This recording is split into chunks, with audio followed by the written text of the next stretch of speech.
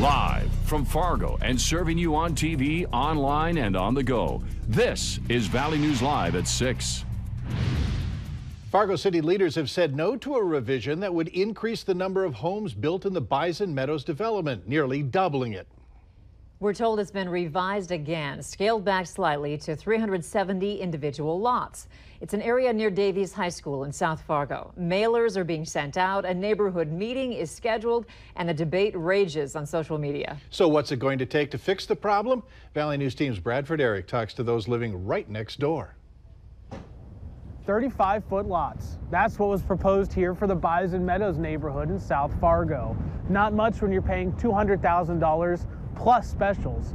And other folks who live here are not happy about it. And so what the concern is, people bought these homes expecting that that was the neighborhood that was going to be here. Tim Nasham lives in this neighborhood, and he's one of the leaders behind this Facebook page, making sure people are informed about what's coming with Bison Meadows. So when they come in and they build their homes here and they make the investment to live here, and then this changes, people feel deceived. The problem is that this proposed development keeps changing. The latest revision has the developers putting in 393 plots.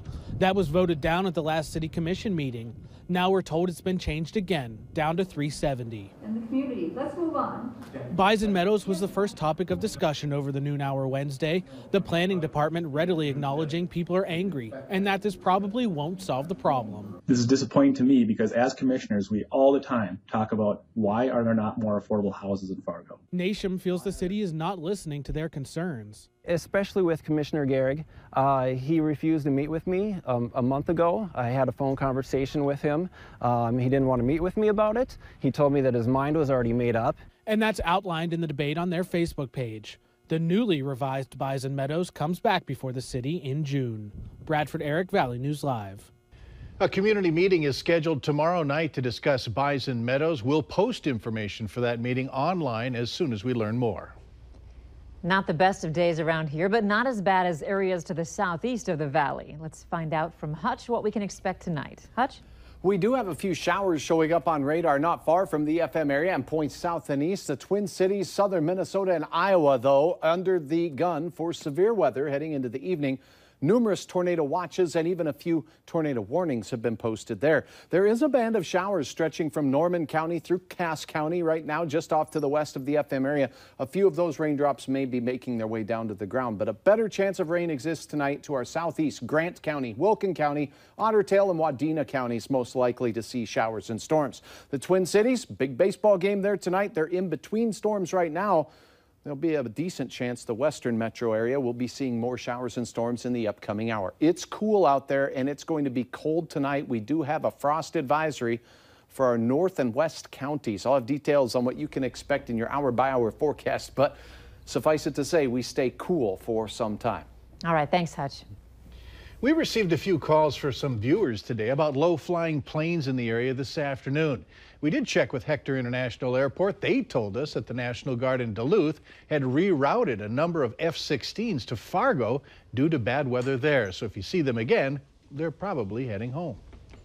Many of you drink it every day, and officials are saying it caused the death of a teenager. This is 16-year-old David Kripe. Or rather Davis Kripe of South Carolina. He collapsed in school after drinking a large Diet Mountain Dew, a cafe latte from McDonald's, and an energy drink during the lunch hour. He was pronounced dead because of a caffeine overdose. New studies suggest that energy drinks can be more harmful for your heart health than consuming caffeine in coffee or soda. Mayo Clinic says the daily recommended dose is 400 milligrams or 4 cups of coffee. Police are looking for the person or persons responsible for early morning shootings that damaged 2 homes in Breckenridge, Minnesota. Investigators say a call came in around 5:30 this morning about the damage at a home on the 100 block of 11th Street North. Officers discovered another home with similar damage about a block away. It was determined that the shots were from a BB gun. Investigators also say they believe that the incidents were targeted at these homes specifically, so they do not believe there's any danger to the public. Anyone with information is asked to call 218-643-5506. A diesel fuel spill occurred this morning at the Army National Guard's Camp Grafton in Ramsey County, just 6 miles south of Devil's Lake. According to the North Dakota Department of Health, a system malfunctioned on the diesel fuel dispenser this morning and caused nearly 1,300 gallons to leak. Authorities say they were able to contain most of the leak on site, but about 500 gallons got through the storm drain into Devil's Lake. Officials were on location monitoring and attempting to rectify the situation. There are 60 confirmed cases of the measles in Minnesota. 3 of the cases are adults, while the other 57 are children. Most are in the Twin Cities area, but local hospitals like Essentia Health are sending out letters reminding parents to get their kids vaccinated. A bill that will raise all landline and cell phone bills in North Dakota by 50 cents will take effect June 1st. House Bill 1178 is meant to raise funds for a statewide network to help connect all dispatchers in North Dakota. The Stutsman County Emergency Manager says most radio consoles for the county will reach end of life by the end of 2018. The North Dakota Statewide Interoperability Executive Committee says upwards of $10 million will be needed to complete the project. And over the next few years, there will be a need to replace most radio consoles at all 21 dispatch sites in the state. U.S. Agriculture Secretary Sonny Perdue faced questions from members of the House Ag Committee today, just 4 weeks since being sworn into office. Lawmakers on both sides of the aisle were looking for clarity after the new secretary announced plans to reorganize the structure of the USDA. Valley News Team's Samantha Jo Roth was inside the hearing and has more from Washington.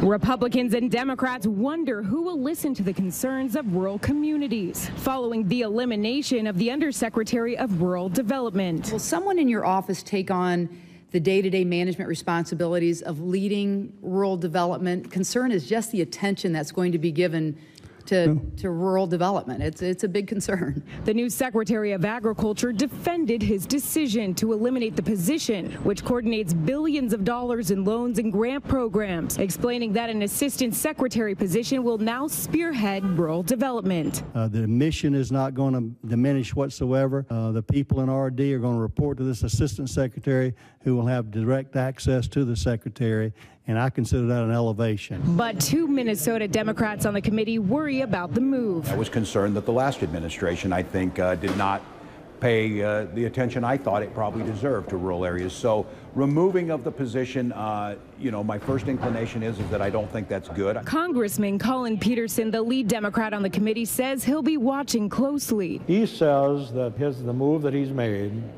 will actually increase the influence in rural development. I take him at his word. There are a limited number of undersecretaries allowed within the Department of Agriculture. Perdue eliminated the position associated with rural development to replace it with one focused on trade. Some lawmakers say that this is a good idea. He did a good job in assuring us on the importance of trade, because that is, I believe, the #1 issue facing Nebraska, and he really pounded that home. In Washington, Samantha Jo Roth, Valley News Live. Perdue says staff will not be reduced with this reorganization. They could be tomorrow's big builders. Later on Valley News Live at 6, what the students of today have already done. It was certainly a gray and cool day for many of us, with highs only in the 50s and low 60s. It does look like the overnight temperatures will be quite cool. Who will see rain and when will we warm up? Your forecast is coming up right after this.